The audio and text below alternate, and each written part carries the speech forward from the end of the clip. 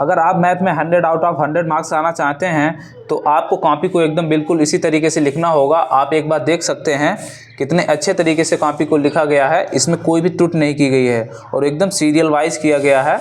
आप देख सकते हैं एकदम, आप देख सकते हैं कितना अच्छे तरीके से विधिवत पहले हल डाला है, फिर क्वेश्चन को ट्रेस किया है, फिर एकदम स्टेप बाय स्टेप, और बीच में गैपिंग बहुत अच्छे से की गई है और बड़े आराम से जो है आंसर को लिखा गया है और उसको कोष्टक में बंद किया गया है।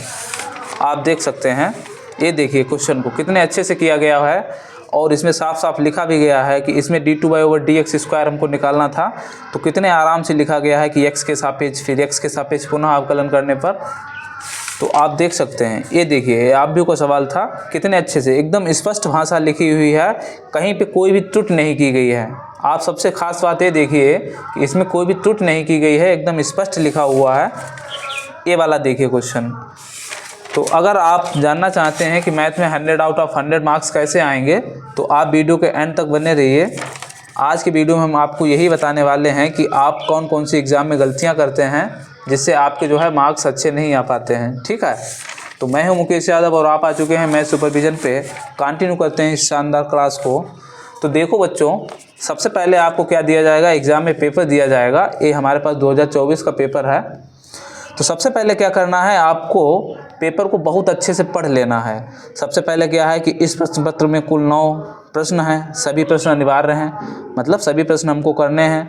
प्रत्येक प्रश्न के प्रारंभ में स्पष्टता लिखा गया है कि कितने खंड जो है वो हल करने हैं। प्रश्नों के अंक उनके सम्मुख अंकित हैं। प्रथम प्रश्न से आरंभ कीजिए और अंत तक करिए। ठीक है, तो सारी बातें आपको एक बार पढ़ लेनी है और पेपर को एक बार सही से देख लेना है, पूरा पेपर। तो आप जो है तुरंत गेस कर लेंगे कि हमको कौन सा क्वेश्चन आ रहा है अच्छे से और कौन सा क्वेश्चन नहीं आ रहा है। बात समझ में आ रही है कि आपने देख लिया कि अच्छा ये वाला क्वेश्चन हो जाएगा, अवकल समीकरण कर सकते हैं, अच्छा आप भी मल्टीप्लाई भी कर लेंगे। तो ऐसे जो है आपको सबसे पहले क्या करना है, क्वेश्चन पेपर को बहुत ध्यान से एक बार देख लेना है 5 मिनट। ठीक है, उसमें कोई भी गलती नहीं करनी है और सबसे पहले ये देख लेना है कि सभी खंड करने हैं कि नहीं करने। जैसे यहाँ लिखा है निम्नलिखित सभी खंडों को कीजिए। कभी कभी क्या होता है फ्लो में हम क्या कर देते हैं, 2 ही 3 कर दिए और आगे बढ़ जाते हैं। ठीक है, तो इसको बहुत ध्यान से देख लेना है कि कह क्या रहा है। अब जैसे इसमें है कि निम्नलिखित में से किसी एक खंड को कीजिए, तो यहाँ पे ए दिया हुआ है का, और का में देखो 2 हैं। कभी कभार बच्चे गलती क्या करते हैं, केवल इसी वाले को करके आगे बढ़ जाते हैं और इसको क्या कर देते हैं, छोड़ देते हैं और वो समझते हैं कि हमको 8 मार्क्स मिल जाएंगे। तो यहाँ केवल कितने मिलेंगे, 5 मार्क्स मिलेंगे। ठीक है, या अथवा में ए वाला कर दीजिए। तो इस तरीके से आप एक बार 5 मिनट में जो है जल्दी से पूरा क्या करेंगे, पेपर को देख लेंगे, तो आपको ये आइडिया लग जाएगा कौन सा क्वेश्चन करना है और कौन सा नहीं करना है। ठीक है, फिर उसके बाद में एक और गलती करते हैं बच्चे कि यहाँ पे जैसे पेपर है, हमारे पास कॉपी है, तो यहाँ पे अपना नाम डाल देंगे। थोड़ा सा उसमें बदला होता है पैटर्न, ये जो है देख लें आप, कोई बात नहीं है। तो उसमें एक जगह आता है कि रोल नंबर अंकों में, एक जगह आता है रोल नंबर शब्दों में। मान लो आपका इस तरीके का रोल नंबर है तो अंकों में तो ऐसे डाल देना है, और जब हम शब्दों की बात करेंगे तो शब्दों में इसको ऐसे नहीं करना, इकाई, दहाई, सैकड़ा, हज़ार, 10,000, लाख, 10 लाख, करोड़, 10 करोड़, अरब। अब 2 अरब लिखो, ठीक है, फिर 2 करोड़, इस तरीके से नहीं करना है। सीधे सीधे लिख देना है 2, 2, 4, 5 जो भी हैं उसको अंकों में वैसे कि वैसे लिख देना है। फिर उसके बाद में आपको क्या करना है, क्वेश्चन पेपर को लेना है और क्वेश्चन पेपर में देखना है कि ऑब्जेक्टिव क्वेश्चन जितने भी दिए गए हैं सारे से आ रहे हैं। तो सबसे पहले क्या करेंगे, आप ऑब्जेक्टिव क्वेश्चन को लिखेंगे। ठीक है, सबसे पहले क्या करना है, ऑब्जेक्टिव क्वेश्चन जो हमारे दिए गए हैं इनको बहुत अच्छे से एक सीरियल वाइज लिखना है। जैसे प्रश्नोत्तर संख्या 1 का का, प्रश्नोत्तर संख्या 1 का खा। ये जैसे यहाँ पे जो हमारा दिया था पेपर में, आप देख सकते हैं ये दिया था कि सही विकल्प चुनकर अपनी उत्तर पुस्तिका में लिखिए। एक संबंध दिया है तो 1 का का, खा, गा। सबसे पहले क्या करना है, इनको इसी तरीके से लिखना, ऐसे नहीं प्रश्नोत्तर संख्या 1 का डाल दिया और इसका तीसरा सही है तो तीसरा लिख दिया। इसका आंसर भी यहाँ पे आपको लिखना है। ठीक है, कुछ बच्चे क्या करते हैं, केवल आंसर नहीं लिखते, तीसरा और टिक कर दिया, नहीं, तो आंसर को भी आपको क्या करना है, लिखना है।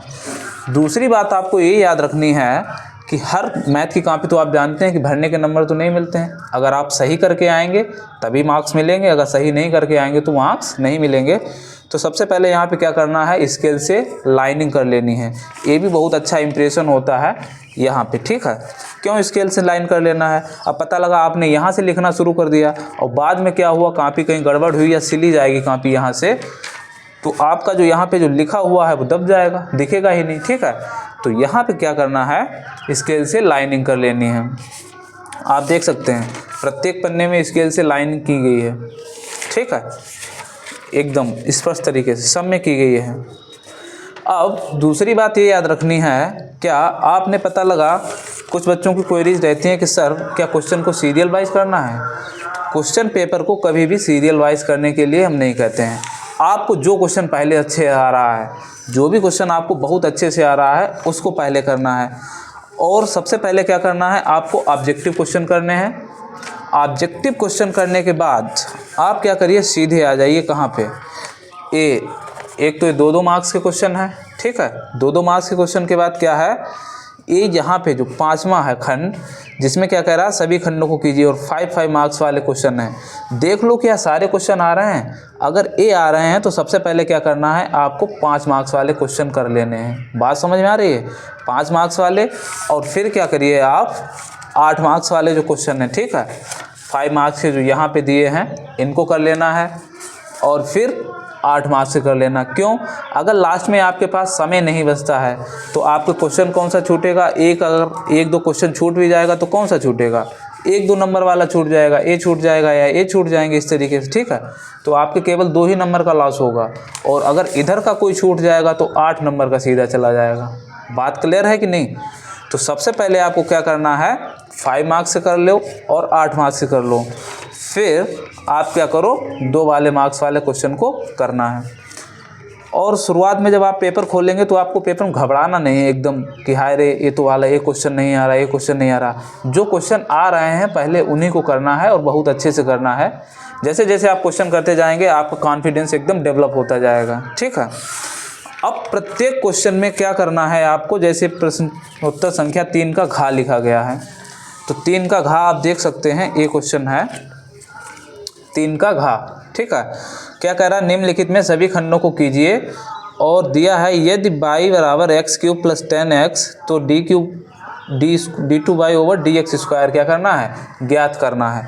तो सबसे पहले कोई भी क्वेश्चन दिया गया होगा उसको क्या करना, ट्रेस करना, आपको लिखना है अच्छे से कि दिया है, यहाँ हल डालेंगे बाकायदा, फिर y बराबर देश और हमसे पूछा क्या है वो, फिर x के सापेक्ष अवकलन करने पर, ऐसे नहीं डायरेक्ट अवकलन कर दिया dy/dx, और बराबर के निशान एकदम देखना है, आप बराबर में लगे होने चाहिए, ऐसा नहीं 1 बराबर आपका यहाँ जा रहा है, 1 बराबर यहाँ जा रहा है, ठीक है।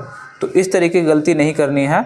और बाकायदा जब आपका आंसर आ जाएगा तो उसको कोष्टक में बंद करके और उस पर क्या लिख देना, आंसर, और यहाँ पे कॉर्नर पे आपको लिख देना PTO, कहाँ पे, कॉर्नर पे लिख देना है, ठीक है। बात समझ में आ रही, मतलब राइट हैंड साइड में, लेफ्ट हैंड में देखो हमने नहीं लिखा है, कहाँ, राइट साइड में, जिससे एग्जामिनर को पता लग जाए। अब पता लगा यहीं पे, उसने कहा कि हो सकता ख़त्म हो गया हो, अगर PTO लिखा रहेगा तो वो क्या करेगा, आगे पलट कर भी देख लेगा। बात समझ में आ रही। अब जैसे ये क्वेश्चन है 5 का ख, तो आप देख सकते हैं 5 का ख ये क्वेश्चन है, यदि आव्यूह दिस और दिस तो x और y आव्यूह को ज्ञात करना है। तो ऐसे नहीं, क्या करना है, सबसे पहले लिखना है कि दिया है कि x + y बराबर देश और x - y बराबर देश, ठीक है। बहुत अच्छे से क्या करना है, लिखना है। फिर समीकरण 1 व 2 को जोड़ने पर इनको जोड़ा और x का मान निकाला। अब यहाँ पे जैसे ये आ गया, ठीक है।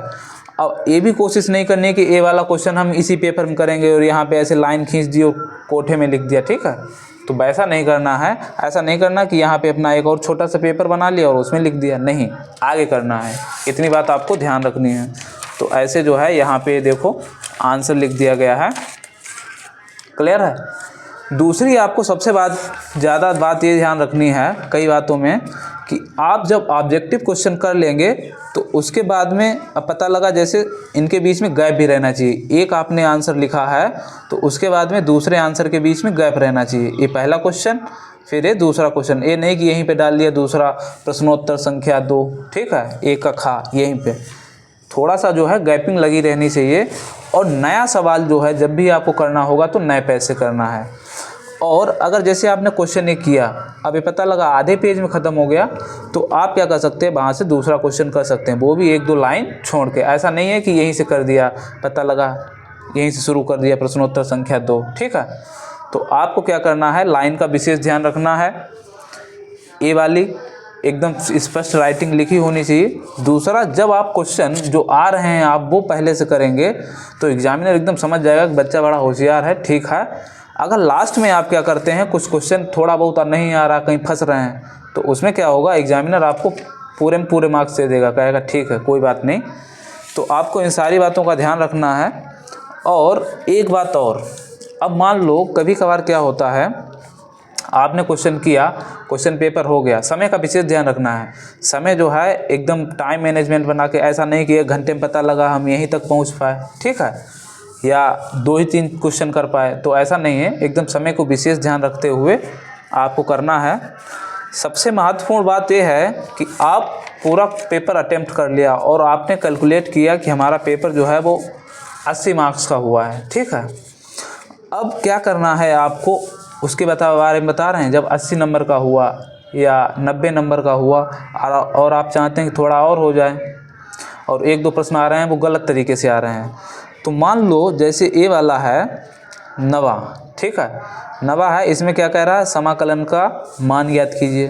तो 90 का का भी आ रहा है और खा भी आ रहा है। तो आप ऐसा करिए कि 90 का मान लो यहाँ पे कर दिया, ठीक है, यहाँ कहीं पे कर दिया, डाल दिया 90 का, ठीक है। और बिल्कुल एंड में क्या कर दिया, 90 का खा कर दिया। तो हो सकता है कभी कभार बाई चांस ऐसा हो जाता है कि एग्जामिनर भूल जाए, तो 8 मार्क्स वहाँ भी मिल जाएंगे और 8 मार्क्स यहाँ भी मिल जाएंगे, ठीक है। तो ऐसे आपके मार्क्स भी बढ़ सकते हैं, प्रोबेबिलिटी है, नहीं भी बढ़ सकते हैं, लेकिन कभी कभार हो जाता है, ठीक है। तो आप ये जो है टिक लगा सकते हैं। दूसरा ये कि आपको जो रफ कार्य है वो एकदम एंड में करना है, कॉपी के एकदम पीछे करना है। अगर आपको कोई फार्मूला नहीं याद आ रहा है या फार्मूला हो सकता है आप भूल रहे हैं, तो आपको पहले से ही पीछे लिख लेना है कि मैग्नीट्यूड ऑफ, जैसे क्या है कि ए डॉट बी क्या होता है, ए क्रॉस बी क्या होता है। अगर कुछ नहीं आ रहा है तो उसको लिख लेना है और वहाँ पे रफ कार्य लिखकर उसको काट देना है, ठीक है। और कभी कभार क्या होता है, फ्लो में ऐसा होता है कि हम लोग करते रहते हैं और धोखे से पेज छूट जाता है। क्या होता है, धोखे से हमसे पेज छूट जाता है। तो जो भी हमसे पेज छूट जाएगा उसको क्या करेंगे, क्रॉस कर देंगे, ठीक है, और उस पर क्या लिख देंगे, PTO। बात समझ में आ रही है। तो इन सारी बातों का अगर आप विशेष ध्यान रखेंगे तो निश्चित रूप से आपका जो है समय रहते एक तो पेपर हो जाएगा, दूसरी बात आपके अंदर कॉन्फिडेंस डेवलप रहेगा, आप जल्दी से जल्दी कर लेंगे और आपसे त्रुटियाँ कम से कम होंगी। आप गलती कम से कम करने की कोशिश करें। अगर कुछ नहीं आ रहा है तो आप क्या करिए, पीछे क्या करिए, रफ कार्य कर लीजिए। कोई हिंदी की तो कॉपी है नहीं कि सजा के लिखना है, ठीक है, ये मैथ्स की कॉपी है। इसमें अगर आप आंसर नहीं आ रहा है तो एक बार कोशिश करके देख लीजिए, पीछे रफ कार्य कर लीजिए और फिर से करिए, ठीक है। तो इन सारी बातों को अगर आप ध्यान रखेंगे तो आपको बहुत अच्छे मार्क्स मिलेंगे। साथ में अगर आपको पूरा पेपर नहीं आ रहा है, जो आ रहा है उसको पहले करिए, जो नहीं आ रहा है उसको लास्ट में करना। कोई भी क्वेश्चन छोड़ना नहीं है। अब पता लगा छोड़ के चलो आगे तो 0 मार्क्स मिलेंगे। बात समझ में आ रही है। अब पता लगा हमको एक क्वेश्चन नहीं आ रहा है, अरे थोड़ा आ रहा है यार, जितना आ रहा है 3 लाइनें आ रही हैं तो 3 लाइन करो, कुछ नहीं है तो इसी को 2 बार नोट करो, ठीक है। साइन को काश में बदलो, इसमें काश का भाग करो, कुछ करो, लेकिन करो तो कुछ नहीं। 2 मार्क्स मिलेंगे, 8 नंबर का है तो 2 मार्क्स मिलेंगे कि नहीं मिलेंगे। और बिल्कुल छोड़ के चले आओगे तो कुछ नहीं मिलना है। तो इन सारी बातों का अगर ध्यान रखेंगे आप तो आप भी जो है बहुत अच्छे मार्क्स ला सकते हैं। आशा है आपको सारी बातें समझ में आ गई होंगी। अगर आपको वीडियो अच्छा लगा हो तो प्लीज़ वीडियो को लाइक, और अगर चैनल पर पहली बार आए हैं तो चैनल को सब्सक्राइब कर लें। मिलते हैं किसी नेक्स्ट वीडियो में, तब तक के लिए जय हिंद, नमस्कार। पढ़ते रहिए, मुस्कुराते रहिए।